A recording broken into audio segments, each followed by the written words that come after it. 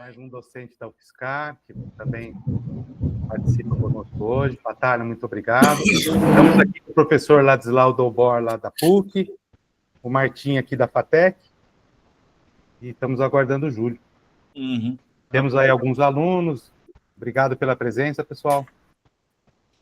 Aqui temos um professor que chama Batalha, outro professor que chama Mundo. É o Martim Mundo Neto, professor Batalha. E o Wilton na Cruz.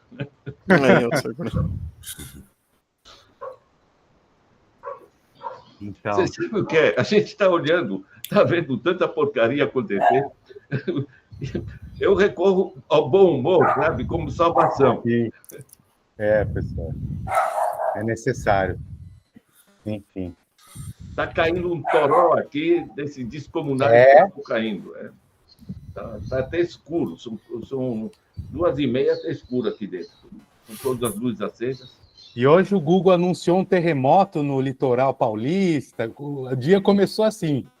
Sei. O Google anunciando um terremoto que não ocorreu, que enfim, erraram em alguns sistemas de controle lá. Mas agora eu estou ouvindo os trovões aí, viu, professor? Está forte, está passando aqui por cima. Eu estou na Lapa, em São Paulo. Aham.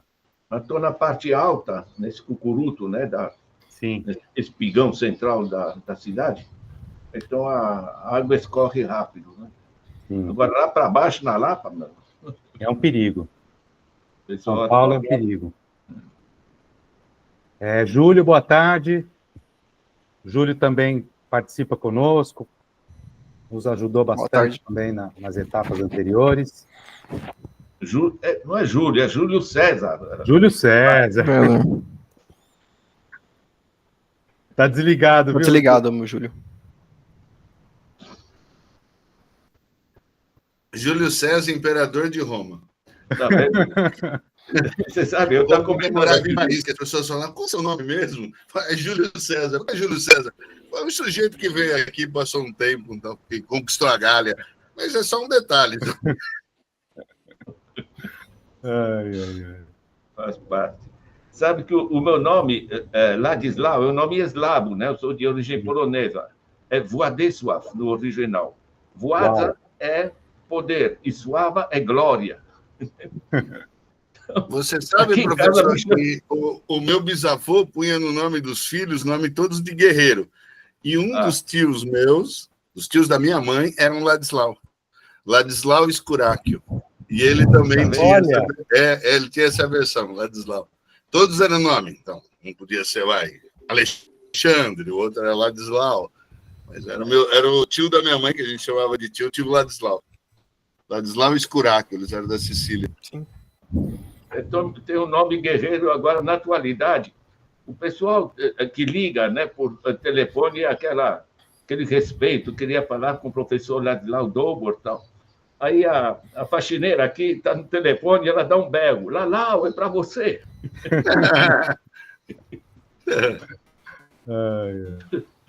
A gente fica construindo o nome. Muito bem. Vamos trabalhar, gente? Vamos prosseguir com a banca, meus colegas. Tudo bem? O Wilton, está tudo preparado? Você vai usar slides, né? Sim, eu vou usar slides, está tudo certo. Então, inicialmente, tudo bem, colegas? Posso, então, iniciar a sessão de defesa do Wilton Gonçalves da Cruz, com o tema A Financiarização no Brasil, Fundos de Investimento Intermediários e Inovações Financeiras. Então, agradeço imensamente a banca avaliadora, aqui o professor Ladislau Dobor, da PUC de São Paulo, professor Martim Mundo Neto, da FATEC, professor Mário Batalha, daqui do DEP da UFSCar, e o Júlio Donadoni, aqui do DEP, e também da Ciência Política, aqui da UFSCar. Então, agradeço imensamente, enfim, esse momento, a leitura do texto. O Batalha, o Júlio e o Martim já nos acompanharam nas outras etapas, então, já, enfim, na banca de qualificação, e agora, para a defesa, ganhamos esse guerreiro, né, nessa banca, o professor Ladislau, que eu tenho um enorme prazer de recebê-lo. esteve aqui recentemente numa aula magna na UFSCar. Enfim, então, enorme prazer, professor, contar com você nessa etapa. Então, prosseguimos para uma sequência da defesa, que, então, o Wilton vai apresentar em torno de 25 minutos a tese, e depois passamos para a arguição da banca, seguindo essa sequência. Eu vou pedir para o professor Ladislau iniciar, o professor Martim, depois o professor Batalha e, no final, o professor Júlio, seguindo essa sequência de arguição, se tudo bem para vocês. E, no final, então, fazemos o veredito final, né, a análise e avaliação final. Tudo bem? Então muito obrigado pelo apoio. Qualquer necessidade de ir ao banheiro ou interromper, me avisem por aqui, tá bem? Então, agradeço também aqui aos colegas que estão presentes, os alunos aqui dos programas de pós-graduação. Estamos aí com 18 pessoas aqui na banca. Muito bom receber vocês. Obrigado aí pelo prestígio. Wilton, então, eu peço para você já prosseguir com a apresentação. Então, agradeço também, Wilton, pelo empenho, por todo o seu trabalho. Então, por favor, pode prosseguir. Já vai usar slides, né, Wilton? Isso. Então, pode compartilhar para ver se está tudo certo. Eu já compartilhei aqui, só me dá um ok quando aparecer aí. Carregou aqui, tá tudo certo. Tá mudando, né? Tá mudando. Ok, então, Obrigado. boa tarde, né? Eu agradeço novamente a presença aí dos membros da banca. Né? Como o Mário falou, o título da minha tese é A Financiarização no Brasil, Fundos de Investimento, Intermediários e Inovações Financeiras. Tá? Essa tese é derivada lá, é uma continuação do mestrado, onde eu venho com o Mário estudando desde a época do final da graduação. Então, aqui a agenda é rápida, aqui eu vou introduzir um pouco o conceito de financiarização. Depois eu vou apresentar as 3 partes que compõem essa tese, e lá no final eu apresento umas conclusões gerais.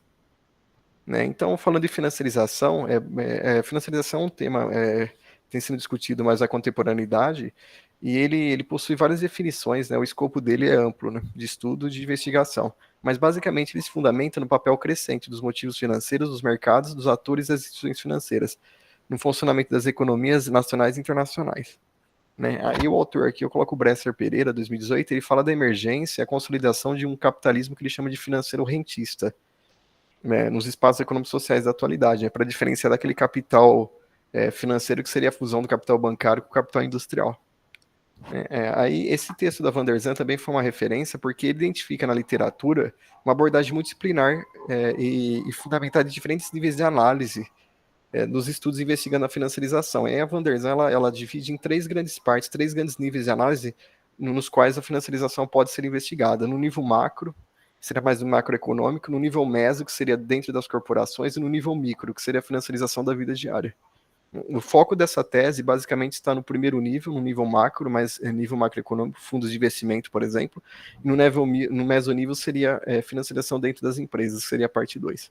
O micronível seria um desdobramento, uma continuação. Né? Falando de países e economias emergentes, que é o caso do Brasil, né, o estudo da Bonizzi aí, dos demais autores, ele fala que a financiarização é um fenômeno emergido e conformado pela integração subordinada dessas economias, inclusive do Brasil, né, ao espaço econômico global. Falando aqui do Brasil, não existe, óbvio que não existe uma data inicial para que se pode dizer que a financiarização começou, porque porque a financiarização é um conceito amplo, permite várias formas de você abordar esse assunto, mas no Brasil é fato que ela começa a se intensificar na década de 80. Porém, na década de 90 é que de fato a financiarização ganha corpo e os mercados financeiros, os atores começam a se reproduzir aqui na economia brasileira, e tudo isso foi sobre a forte influência neoliberal, sobre as políticas econômicas e sociais do Brasil, né, que foi marcada, por exemplo, por medidas amplas de privatização, desregulamentação, liberalização comercial e financeira. Né, isso se intensifica claramente na década de 90. Né, aí é óbvio que o setor bancário e financeiro ele vai se expandir expressivamente no Brasil durante os anos 2000. Né, pedido pelo esse estudo da Lavinas, do Araújo e do Bruno, eles falam que seria a financiarização em massa, né, a financiarização através do endividamento da população. Então, falando dos objetivos dessa tese, né, um problema de pesquisa objetivo, o objetivo principal é investigar a financiarização da economia brasileira, mas financiarização é um tema muito amplo, permite várias formas de você investigar e enxergar isso. Né? Do ponto de vista teórico, essa tese ela é suportada pela teoria dos campos de ação estratégica, do Flinkstein e do McAdam, autores principais, e sociologia das finanças. Então, devido a esse caráter multifacetado da financiarização, nós definimos essa tese se desdobrando sobre 3 grandes contextos diferentes. O primeiro é investigar a financiarização no Brasil a partir do crescimento do mercado brasileiro de fundos de investimento, né? Uma análise exploratória e descritiva, sempre enfatizando o papel do Estado brasileiro nessa ampliação dos espaços de reprodução da financiarização na economia brasileira. A segunda parte investiga as estratégias de investimento dos Big Three, que são os 3 grandes gestores de fundos ETFs e passivos globais, que é a BlackRock, a Vanguard Group e a State Street, que na literatura são conhecidos como Big Three, né, como block holders, ou seja, como proprietário das grandes empresas em atuação no Brasil. Também uma análise exploratória e descritiva baseada em dados corporativos. E uma terceira parte, investigar a financiarização no agronegócio brasileiro, né, por 2 caminhos. Primeiro é pela emergência desses fundos de investimento chamados FIAGROS, como inovações financeiras que são específicos, são focados, se reproduzem sobre o agronegócio brasileiro. São fundos de investimento específicos para investimentos no agronegócio brasileiro. Né? E um outro caminho que eu investiguei a financiação do agronegócio do Brasil é através da concentração e a estrangeirização fundiária aqui no Brasil. Então, essa terceira parte, a primeira parte gerou um artigo, a segunda gerou um artigo, a terceira gerou 2 artigos. Justificativa para esse trabalho, né? A primeira contribui para a literatura, né? Principalmente enfatizando esse aumento da influência dos investidores institucionais como intermediários na economia brasileira, né? E também sempre enfatizando o papel que o Estado brasileiro tem tido nesse papel, nessa conformação de um ambiente econômico permissivo à reprodução desses atores financeiros, né? Então, a partir da perspectiva dos campos e da sociologia das finanças, né, eu sempre procuro realçar essas relações de conflito e de cooperação envolvendo o Estado brasileiro e os demais atores econômicos e políticos, que têm redesenhado a economia brasileira permissivamente a ampliação dos espaços para a reprodução da financiarização. Né, então, é sobre a estrutura da tese. Primeiro, eu tenho um capítulo de introdução que eu introduzo e fundamento teoricamente o trabalho. A teoria comum a todas as partes. Depois, essa tese em 3 partes. A parte 1 gera um artigo, a parte 2 gera outro artigo, e a parte 3 geram 2 artigos. E depois, na sequência, você tem um capítulo de conclusões gerais. O método, basicamente, é um estudo exploratório e descritivo. Né? Eu uso análise de redes lá na parte 3, na concentração e elevação fundiária. Na parte 1 tem análise de correspondência múltipla. Base de dados são várias, principalmente a Ambima, que é do mercado de fundos de investimento no Brasil, o Market Screener, que é base de dados aberta sobre a propriedade, né, os acionistas e demais informações financeiras e corporativas, e o Land Matrix, que é uma base sobre negociações, transações de terra no mundo inteiro. Né? No caso, eu fiz um recorte apenas do Brasil. Então, a parte 1, título, papel do Estado na financiarização, a expansão dos fundos de investimento no Brasil. Esse artigo já foi publicado. Tá? Então, aqui eu investigo a financiarização a partir do crescimento do mercado de fundos de investimento, análise exploratória descritiva, baseada em pesquisa documental, teoria, capitalismo da gestão de ativos, esse asset manager capitalismo, na literatura, esse capitalismo da gestão de ativos, esses investidores institucionais, teoria dos campos de ação estratégica, investimento institucional e estado da economia. Alguns resultados, né? Aqui esse gráfico ele é muito claro porque ele mostra, né, a evolução vultosa do patrimônio líquido dos fundos de investimento no Brasil entre 1972 e 2021, dados da Ambima. Então você percebe claramente que essa curva começa a crescer ali a partir da década de 90. Tem algumas oscilações que acontecem, mas o crescimento é estrondoso, vultuoso. A partir da década de 90, o crescimento do mercado de fundos de investimento no Brasil. Isso aqui é somente valores do Brasil. Aqui esse gráfico aqui, ele mostra o patrimônio líquido por tipo ou classe do fundo, de acordo com a classificação da Ambima. Por exemplo, a linha azul ela representa os fundos de renda fixa, que representam disparado a maior parte do patrimônio líquido geral dos fundos de investimento no Brasil. Né? E você tem esses fundos multimercados, né, que são opções que combinam renda fixa com renda variável. Né? Aí você tem fundos de previdência, essa linha laranja, o terceiro, também com patrimônios vultosos no Brasil. Né? Isso a partir de 2000, os dados são de 2004 a 2021. Né? São alguns destaques que eu faço aqui a partir desses dados aqui. Né? Renda fixa predomina no Brasil, né? Inclusive isso no resultado vai ficar claro, porque o Brasil é conhecido por taxas de juros elevadas. Né? E o fato dos fundos de renda fixa se representarem maior quantidade de patrimônio líquido, maior participação, justamente tem muita ligação com essas taxas de juros muito elevadas. Né? Esse gráfico aqui é o patrimônio líquido, só que é dividido por ativo, por tipo de ativo. A linha amarela representa a quantidade em milhões de reais do patrimônio líquido aplicado em títulos públicos federais. É disparado, o mercado de fundos no Brasil ele vive basicamente de títulos públicos federais. Né, a linha azul são ativos chamados de operação compromissada, lastreada em títulos públicos federais. Então você percebe que os dois ativos mais visados por investidores do mercado financeiro aqui do Brasil são justamente o título público federal e a operação compromissada, lastreada em título público federal. Depois você tem outros ativos mais tradicionais. Mas o grande destaque desses números é justamente essa sobrevivência do mercado de fundos no Brasil em relação essa dependência em relação aos títulos federais, o endividamento público. Né? Aqui é um gráfico que mostra a evolução do número de fundos no Brasil. Em 2004 você tinha 6,21 mil fundos e cerca de 10,4 milhões de contas. Né? Em compensação, né, você tem um crescimento exorbitante ao longo dos anos que eu explicito aí na tese. Né? No número de fundos, os fundos multimercados eles representam a maior quantidade, 49%, em número de fundos, seguido de ações, previdência e de renda fixa. Né? Então, os fundos de renda fixa são poucos se comparado aos fundos de ações, por exemplo, mas eles detêm o maior número, a maior quantidade de patrimônio líquido. Mostra até certo ponto uma certa concentração desse mercado. Né? Aqui são a participação dos 10 maiores administradores no patrimônio líquido total em 2022. Se você somar aí o top 5, aí os 5 maiores, eles detêm mais de 50% do patrimônio líquido dos fundos de investimento no Brasil. É destaque para os grandes bancos brasileiros, a BBDTVM, que é do Banco do Brasil, depois que tem quase mais do que o dobro do que o Itaú, quase o triplo da Caixa Federal, a Intrag e o BEM. Então você percebe aqui por esses gráficos aqui que os 10 maiores administradores são atores conhecidos aqui do mercado financeiro, do setor financeiro no Brasil.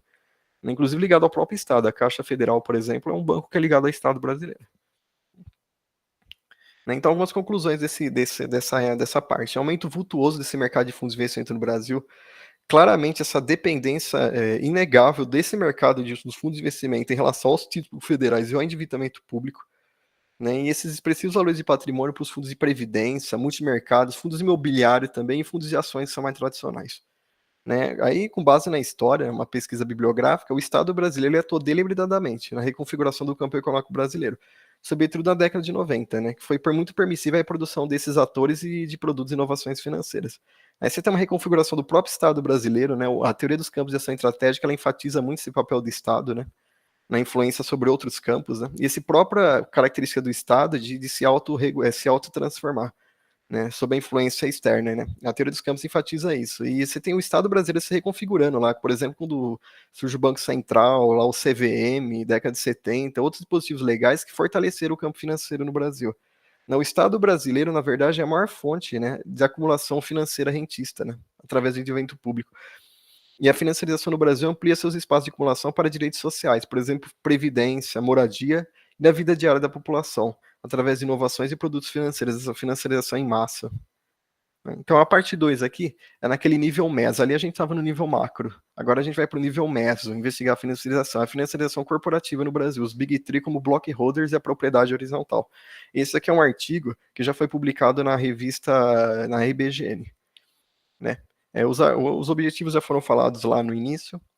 Então, alguns resultados, tá? Esse gráfico que ele mostra, ele pega, a partir de uma amostra de 200 grandes empresas nacionais e internacionais em atuação no Brasil e que atuam em 25 setores de atividades diferentes, né? Você tem esses 25 setores, aí eu investigo só o número de empresas nos quais os Big Three mantêm pelo menos um fundo acionista, porque os Big Three é a BlackRock, a Vanguard e a State Street.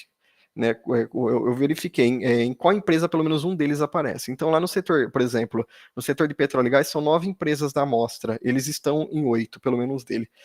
No setor de alimentos e bebidas, são 17 empresas da amostra. Pelo menos um Big Three mantém um fundo acionista em 16 delas. Então, esse gráfico representa isso. O número de empresas na quais pelo menos um Big Three aparece como acionista. Esse outro gráfico aqui é uma participação média aproximada, né, das ações que os Big Three possuem por setor da atividade. É uma participação média, é uma participação direta, tá? É não indireta.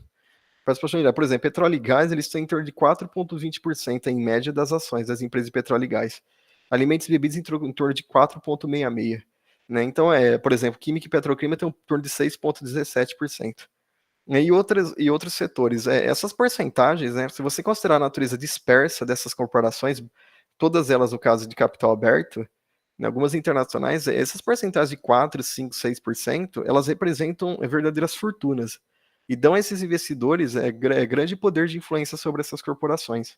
Né? Principalmente, aqui eu estou atualizando os três, os Big Three, mas se você considerar outros fundos de investimento, outras gestoras, né, o poder deles aumenta ainda mais. Né? Esses thresholds aqui, essas porcentagens, elas, por empresas de capital aberto, capital muito disperso, eles são extremamente, dão a ele grande poder.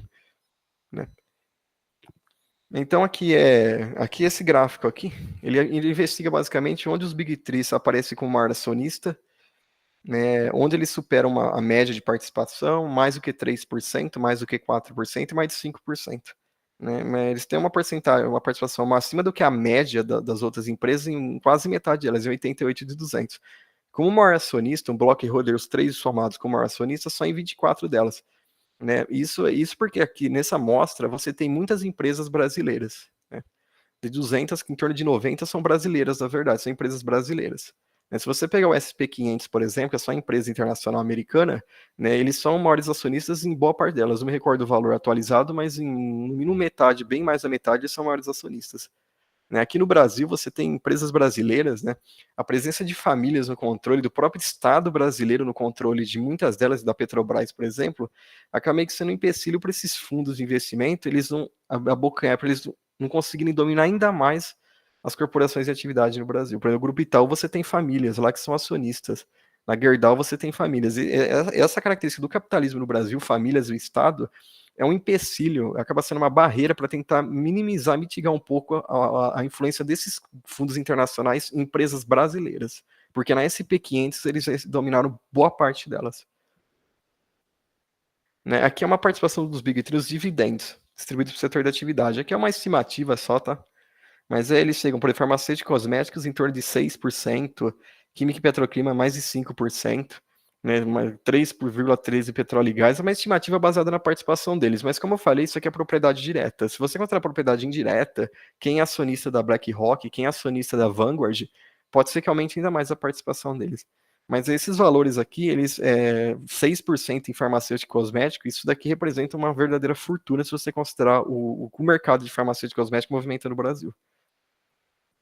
Né, esse valor aqui ele só faz uma correlação linear entre as quantidades de ações, número de papéis detidos pelos Big Three e o lucro líquido e os dividendos desses setores. Você percebe uma correlação muito elevada, positiva. Né? Isso indica basicamente o interesse desses fundos, desses investidores por setores de grande valor econômico. Né? Eles focam muito em empresas que têm grandes receitas líquidas, grandes dividendos para o setor, por exemplo, petróleo e gás, química e petroquímica. Eles focam muito nesses setores, nessa propriedade horizontal, querendo dominar setores, não empresas individuais. Isso aqui é uma análise de consciência múltipla, basicamente mostra os block holders, 2%, 3%, 4% de participação, né, a proximidade com determinados setores. Né? Você tem aquele block holder de 5% próximo do setor de plástico e borracha, farmacêutico e cosmético, né, 2% ali naqueles setores tem empresas brasileiras, açúcar e álcool, serviços médicos, tem muita empresa brasileira. Os block holders eles são menores.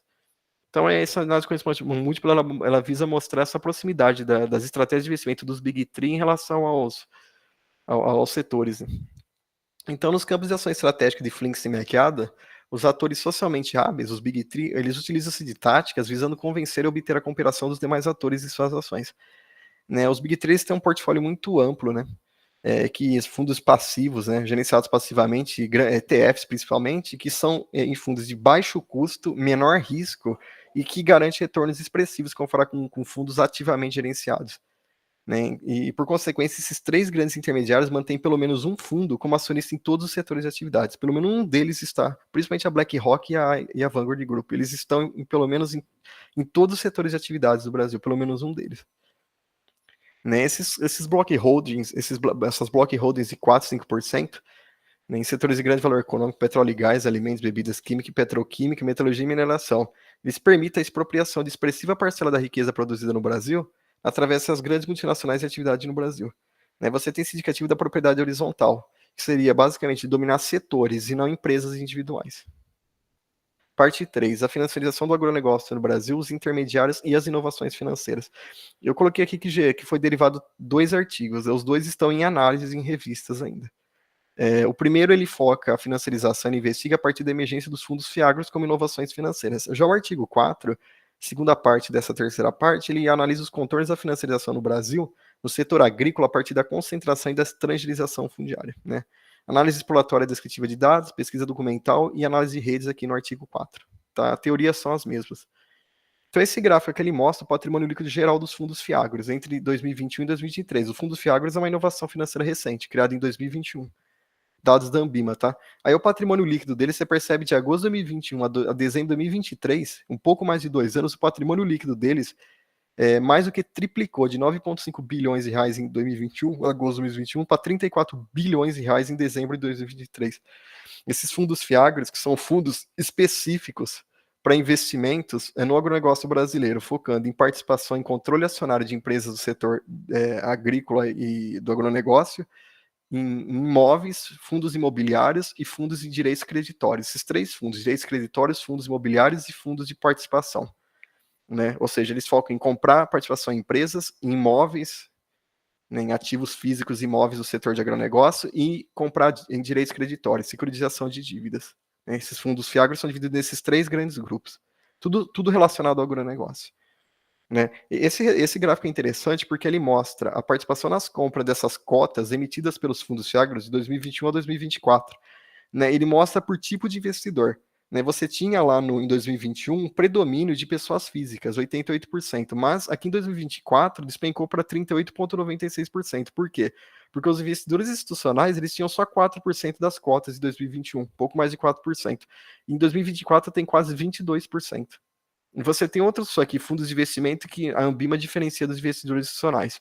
Ela era 3,72% na participação das cotas emitidas em 2021. Em 2024, a participação deles já foi para 28% nessas cotas dos FIAGROS.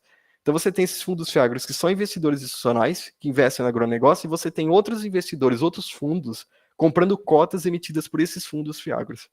Então o mercado financeiro se tornando cliente e credor de fundos FIAGROS. Né? Então você tem claramente você tem esse aumento do mercado financeiro, essa despenca, essa queda no número de pessoas físicas. Essas pessoas físicas aparentemente estão atuando através de intermediários desses fundos de investimento.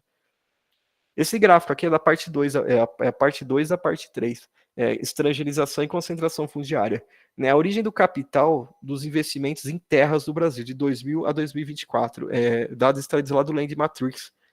Né, você tem aqui ordenado, aí, os valores são ordenados, a Holanda, né, conforme os dados da Land Matrix, né, a Holanda ela predomina quase 39% em participação na compra de terras do Brasil, seguido dos Estados Unidos, 33,1%. Então você tem aqui vários países aqui, sobretudo países assim, a Holanda, Estados Unidos, né, que são países mais ricos, né? A Argentina aqui que é vizinha, mas a participação é inferior. Você percebe claramente essa grande influência americana e da Holanda, conforme os dados da Land Matrix, né? Que envolve mais de 3,5 milhões de hectares de terras. Né? Essa rede aqui foi construída com base nos dados da Land Matrix, ela mostra basicamente quem são os principais atores que participaram dessas compras de terra no Brasil, nesse período de 2000 a 2024. Então você tem aqui no Brasil o tamanho do nó daqui na rede proporcional à participação a participação deles em compras de terras, o número de hectares. Aí você tem essas grandes multinacionais, a Raízen, que é a fusão da Shell com a Cosan, né, que são empresas que é só fusão de multinacional com brasileira. Você tem essa empresa americana Harvard Management, que é um fundo ligado à Universidade de Harvard, fundo de pensão, a Universidade de Harvard, que investe em terras do Brasil. E você tem um monte de multinacionais, todas as multinacionais do setor do agronegócio, que participam dessas compras de terras do Brasil. Né? Estrangeiras, a maior parte delas são estrangeiras e também algumas brasileiras, mas que em geral são ligadas, são subsidiárias de multinacionais. Você tem eu percebi muitas subsidiárias comprando terras do Brasil. Subsidiárias que são de capital fechado, brasileiras, mas que na verdade elas pertencem a multinacionais, a empresas estrangeiras. Né? Então aqui você tem umas conclusões dessa parte. 3. Crescimento expressivo dos fundos FIAGROS em um curto intervalo de tempo. Aumento da dependência do agronegócio brasileiro em relação ao setor financeiro. Financiarização do agronegócio através do controle de corporações do setor, através de compra de imóveis, fundos imobiliários e securitização de dívidas por investidores institucionais. elevada concentração fundiária entre grandes multinacionais do agronegócio e estrangeirização da posse da terra no Brasil. Esses são grandes elementos que contornam, fundamentam essa tese da financiarização, né? A financiarização ampliando seus espaços de produção para todo esse mundo que se chama de agronegócio no Brasil. Conclusões gerais da tese. Você tem uma financiarização no Brasil que claramente é dirigida deliberadamente pelo Estado brasileiro. Você tem esse foco da tese, o centro da tese, o crescimento do poder econômico de investidores institucionais na economia brasileira, o controle de grandes multinacionais em atuação no Brasil por grandes setores de ativos globais, né? E a financiarização no Brasil amplia seus espaços de reprodução a partir da captura do agronegócio como espaço para acumulação financeira rentista, né? Então essas são as conclusões gerais que eu fiz a partir dessas 3 partes, que são 3 partes separadas, mas que basicamente vão convergir sempre para essa influência do Estado, né? Os fiagros, inclusive, foram gerados a partir de dentro do Estado, inclusive, né? Do Estado brasileiro, e a tese sempre foca nesses investimentos institucionais, desses intermediários financeiros, né? Essa é a grande tese da minha tese, essa financiarização através do investimento institucional, fundos de investimento aqui no Brasil, né? E essa influência deliberada do Estado brasileiro. Então, essa aqui só foi um apanhado geral da tese que eu fiz até agora. Muito bem, Wilton, obrigado pela exposição. Enfim, acho que explorou as etapas todas, né? Enfim, a tese tem muitos dados. Então, agradeço aí pelo tempo que você apresentou a sua tese.